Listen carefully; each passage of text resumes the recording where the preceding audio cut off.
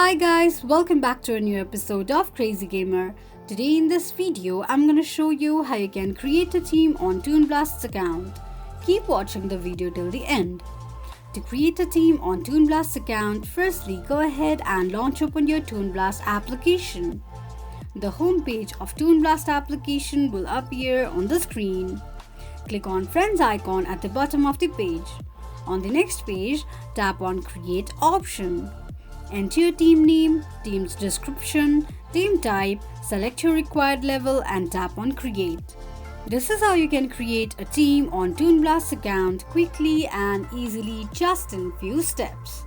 If you have any thoughts or queries, let us know in the comments section. Don't forget to subscribe to our channel. Also press the notification bell icon so that YouTube will notify you whenever we post a new video. I hope this video was helpful to you. Thank you so much for watching.